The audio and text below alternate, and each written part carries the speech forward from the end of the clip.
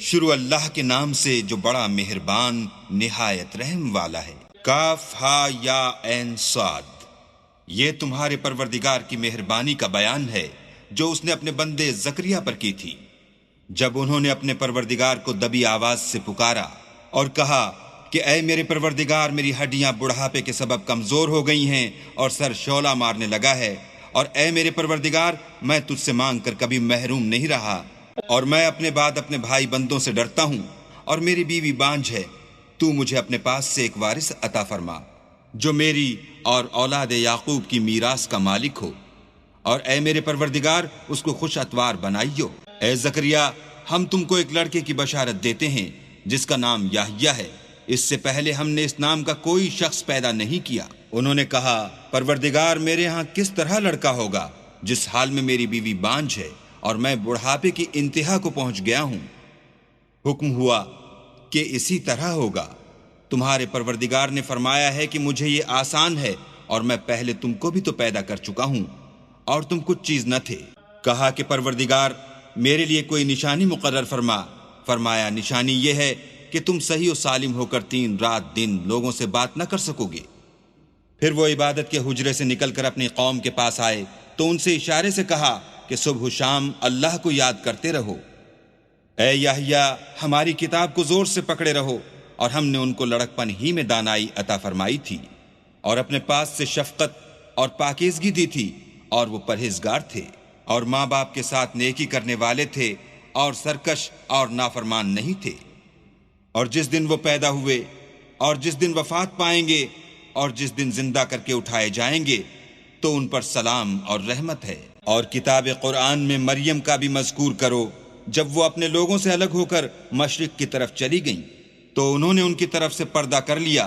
اس وقت ہم نے ان کی طرف اپنا فرشتہ بھیجا تو وہ ان کے سامنے ٹھیک آدمی کی شکل بن گیا۔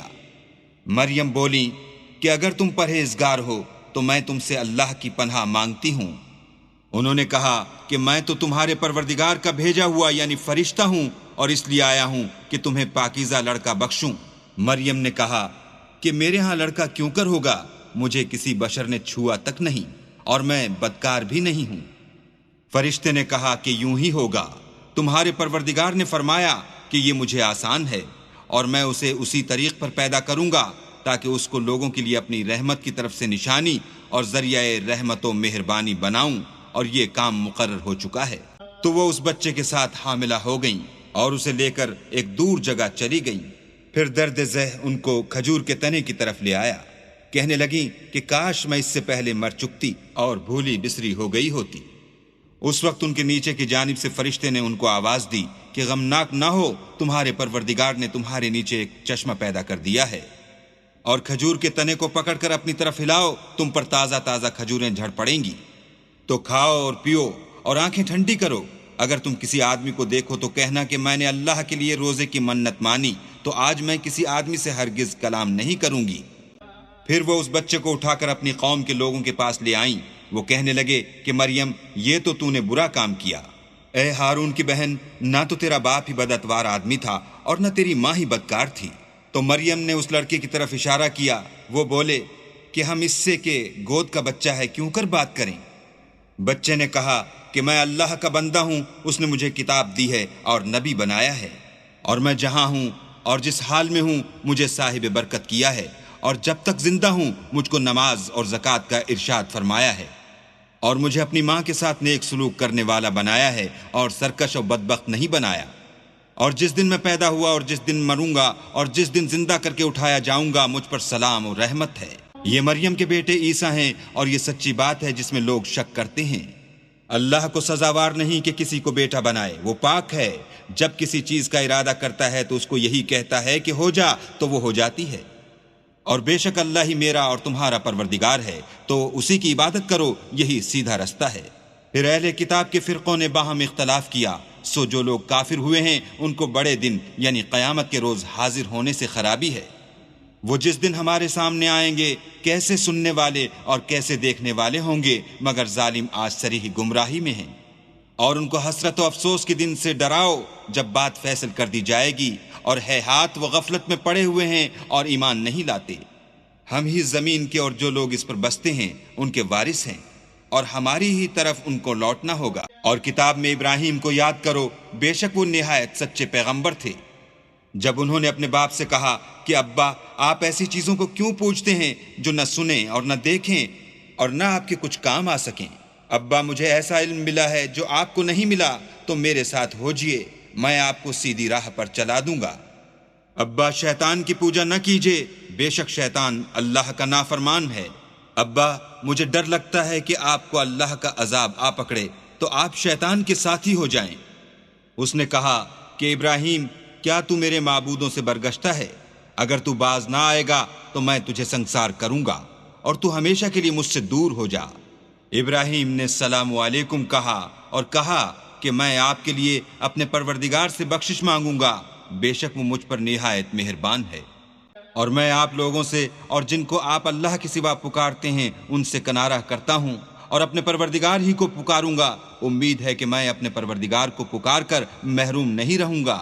اور جب ابراہیم ان لوگوں سے اور جن کی وہ اللہ کے سوا پرستش کرتے تھے الگ ہو گئے تو ہم نے ان کو اسحاق اور اسحاق کو یعقوب بخشے اور سب کو پیغمبر بنایا اور ان کو اپنی رحمت سے بہت سی چیزیں عنایت کیں اور ان کا ذکر جمیل بلند کیا۔ اور کتاب میں موسیٰ کا بھی ذکر کرو، بے شک وہ ہمارے برگزیدہ اور پیغمبر مرسل تھے، اور ہم نے ان کو طور کی داہنی طرف پکارا اور باتیں کرنے کے لیے نزدیک بلایا، اور اپنی مہربانی سے ان کو ان کا بھائی ہارون پیغمبر عطا کیا۔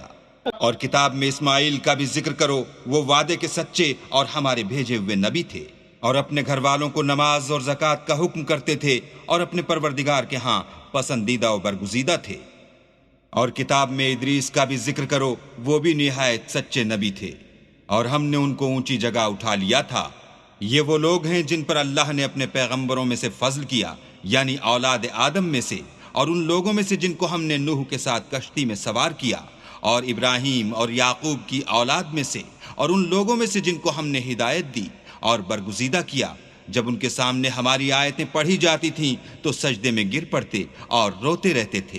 پھر ان کے بعد چند ناخلف ان کے جانشین ہوئے جنہوں نے نماز کو چھوڑ دیا، گویا اسے کھو دیا، اور خواہشات نفسانی کے پیچھے لگ گئے، سو ان قریب ان کو گمراہی کی سزا ملے گی۔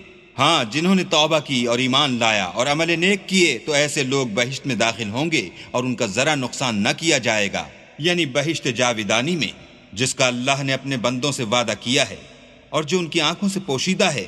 بے شک اس کا وعدہ نیکوکاروں کے سامنے آنے والا ہے۔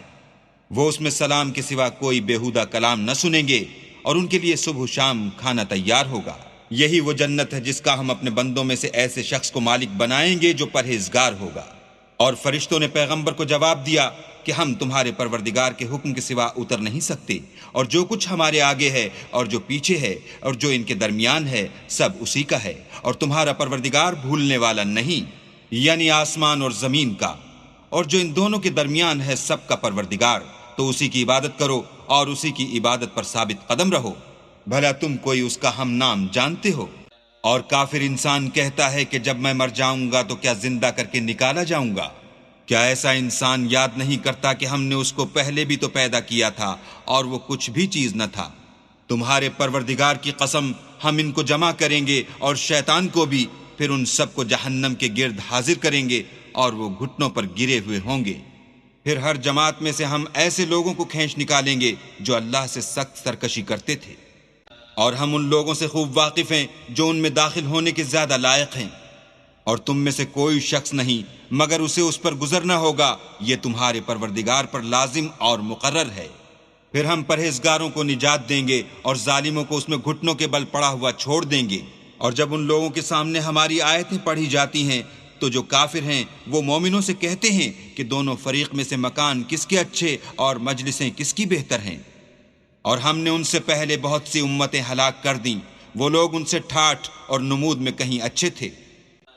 کہہ دو کہ جو شخص گمراہی میں پڑا ہوا ہے اللہ اس کو آہستہ آہستہ مہلت دیے جاتا ہے، یہاں تک کہ جب اس چیز کو دیکھ لیں گے جس کا ان سے وعدہ کیا جاتا ہے، خواہ عذاب اور خواہ قیامت، تو اس وقت جان لیں گے کہ مکان کس کا برا ہے اور لشکر کس کا کمزور ہے۔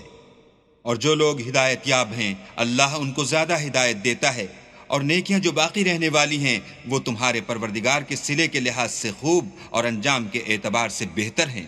بھلا تم نے اس شخص کو دیکھا جس نے ہماری آیتوں سے کفر کیا اور کہنے لگا اگر میں اثر نو زندہ ہوا بھی تو یہی مال اور اولاد مجھے وہاں ملے گا۔ کیا اس نے غیب کی خبر پالی ہے یا اللہ کے یہاں سے عہد لے لیا ہے؟ ہرگز نہیں، یہ جو کچھ کہتا ہے ہم اس کو لکھتے جاتے اور آہستہ آہستہ عذاب بڑھاتے جاتے ہیں۔ اور جو چیز یہ بتاتا ہے ان کے ہم وارث ہوں گے اور یہ اکیلا ہمارے سامنے آئے گا۔ اور ان لوگوں نے اللہ کے سوا اور معبود بنا لیے ہیں تاکہ وہ ان کے لیے موجب عزت و مدد ہوں۔ ہرگز نہیں، وہ معبودان باطل ان کی پرستش سے انکار کریں گے اور ان کے دشمن و مخالف ہوں گے۔ کیا تم نے نہیں دیکھا کہ ہم نے شیطانوں کو کافروں پر چھوڑ رکھا ہے کہ وہ ان کو برنگیختہ کرتے رہتے ہیں؟ تو تم ان پر عذاب کے لیے جلدی نہ کرو، اور ہم تو ان کے لیے دن شمار کر رہے ہیں، جس روز ہم پرہیزگاروں کو اللہ کے سامنے بطور مہمان جمع کریں گے اور گناہگاروں کو دوزخ کی طرف پیاسے ہانک لے جائیں گے، تو لوگ کسی کی سفارش کا اختیار نہ رکھیں گے مگر جس نے اللہ سے اقرار لیا ہو، اور کہتے ہیں اللہ بیٹا رکھتا ہے۔ ایسا کہنے والو، یہ تو تم بری بات زبان پر لاتے ہو۔ قریب ہے کہ اس افطرا سے آسمان پھٹ پڑیں اور زمین شق ہو جائے اور پہاڑ پارا پارا ہو کر گر پڑیں کہ انہوں نے اللہ کے لیے بیٹا تجویز کیا، اور اللہ کو شایع نہیں کہ کسی کو بیٹا بنائے۔ تمام شخص جو آسمانوں اور زمین میں ہیں سب اللہ کے روبرو بندے ہو کر آئیں گے۔ اس نے ان سب کو اپنے علم سے گھیر رکھا اور ایک ایک کو شمار کر رکھا ہے، اور سب قیامت کے دن اس کے سامنے اکیلے اکیلے حاضر ہوں گے۔ اور جو لوگ ایمان لائے اور عمل نیک کیے، اللہ ان کی محبت مخلوقات کے دل میں پیدا کر دے گا۔ اے پیغمبر، ہم نے یہ قرآن تمہاری زبان میں آسان نازل کیا ہے تاکہ تم اس سے پرہیزگاروں کو خوشخبری پہنچا دو اور جھگڑالوؤں کو ڈر سنا دو۔ اور ہم نے ان سے پہلے بہت سے گروہوں کو ہلاک کر دیا ہے، بھلا تم ان میں سے کسی کو دیکھتے ہو یا کہیں ان کی بھنک سنتے ہو؟